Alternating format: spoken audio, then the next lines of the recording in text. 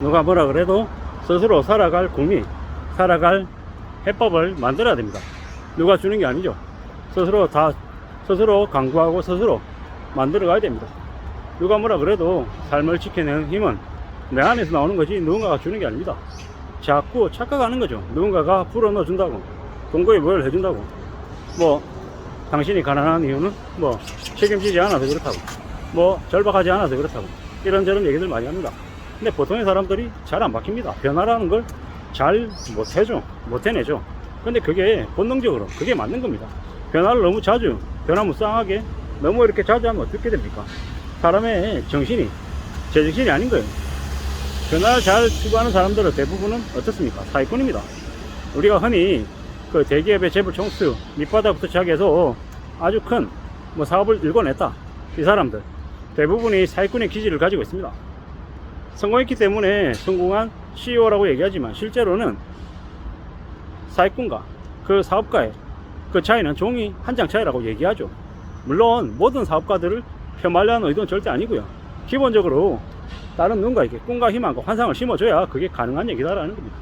그리고 그러한 것들을 가짜로 취하게 만들고 하는 이들, 그들이 보통 사람들, 우리 일반적인 사람들에게 있어서는 경계해야 될 인물이 맞습니다.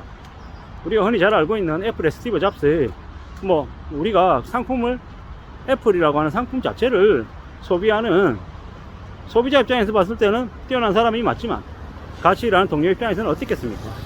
매우 개또라이의 갑질하는 사이코였죠.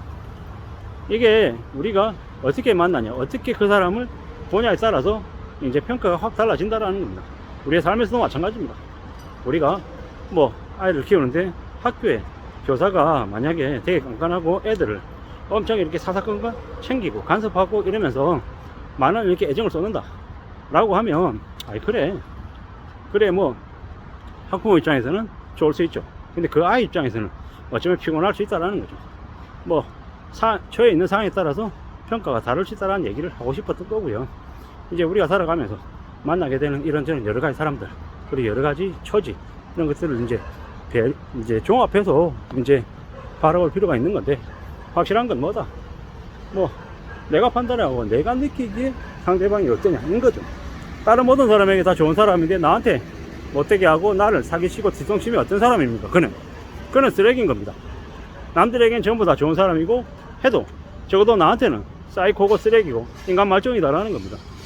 그렇게 각자 살아가면서 자기의 판단으로, 자기의 시선으로 누군가를 평가하는 건 당연하다라는 겁니다.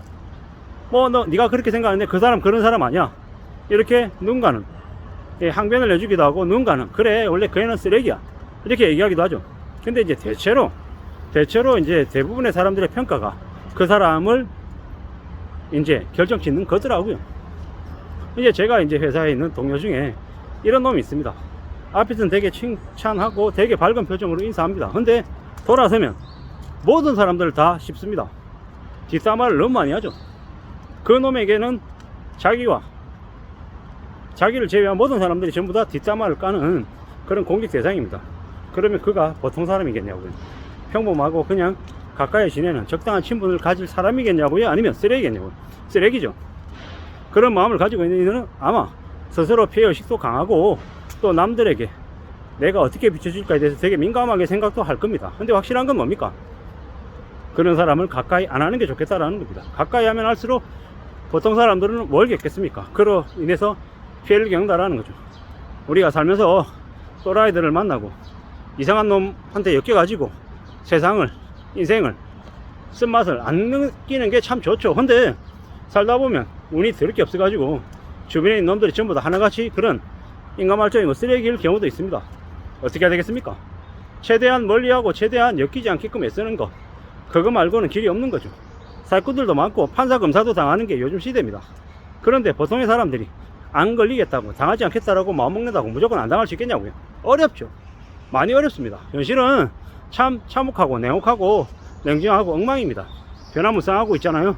내가 옳다고 생각하지만 그 옳다고 생각하는 걸 남들이 옳다고 생각하는 경우도 많습니다. 나에게는 상식이지만 남에게는 비상식인 경우도 많죠. 비상식적인 인간도 많고요. 어떻게 해야 되겠습니까? 어떤 마음으로 지내는 게 좋겠습니까? 함부로 뭔가를 판단하고 결정하고 하는 게 참 쉽지 않더라. 어렵더라는 거.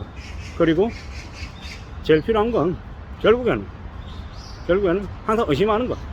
뭐가 맞다라고 얘기할 때 그럴까 보다라고 하지만 돌아서서 한 번 더 확인해 보는 거. 또 누군가한테 물어보는 거. 이게 아마 좋은 모습인 것 같습니다.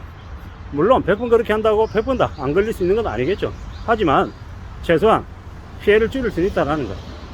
항상 삶을 안전하게 살 수 있는 태도가 될 수 있겠다라는 거죠. 안 믿는 게 좋겠다라는 거. 그리고 너무 이상한 사람이다. 좀 이상하다.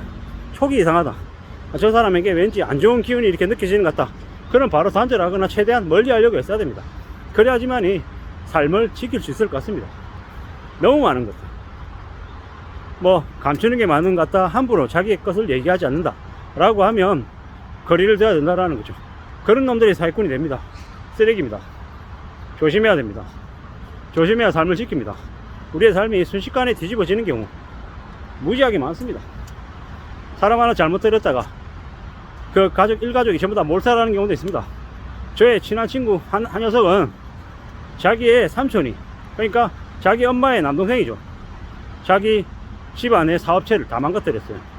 IMF 이전에 회사 자금 4억 원을 들고 야반도주했어요. 어떻게 됐겠습니까? 갑자기 살던 집에서 다 나와야 됐고, 차를 팔아야 됐고, 뭐 이제 갑자기 순식간에 무너져가지고 삶이 많이 어려워졌다고 합니다. 그런데 자기 아버지나 자기 어머니나 자기 본인, 뭐가 제일 충격이었겠냐? 돈을 잃은 것도 충격이었지만 그보다 더 큰 충격은 자기 삼촌이, 자기 아버지한테는 처남이, 자기 어머니에게는 자기 친남동생이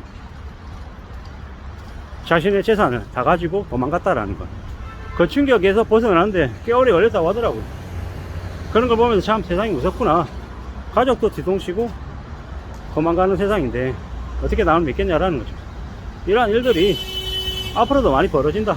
그리고 삶이 꽤 무섭다 라는 걸 이제 알려주는 하나의 사례 같습니다. 세상을 절대 쉽게 생각하면 안 되겠습니다. 무서운 놈들, 인간이 아닌 이들이 너무 많은 세상을 살고 있습니다. 그래서 사람 조심하는 게 꼭 필요하겠습니다. 조금이라도 이상한 생각이 들면 바로 단절하고 최대한 멀리 하는 게 좋을 것 같습니다. 그게 힘들거리는 현실을 살아내는 뭐 최소한의 비법이, 대책이 되지 않을까라는 생각을 해봤습니다. 이게 뭔가 싶죠. 꼭 그렇게 살아야 되나라는 생각도 들죠. 근데 사람 하나 잘못 믿으면 인생이 다 날아갈 수 있기 때문에 경계하고 조심하고 멀리 하는 게 꼭 필요하겠습니다. 그래야 삶을 살아내고 또 견뎌낼 수 있을 것 같습니다.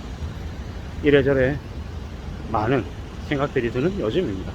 정신 바짝 차리고 안전하게 살아야 되겠습니다. 이상입니다.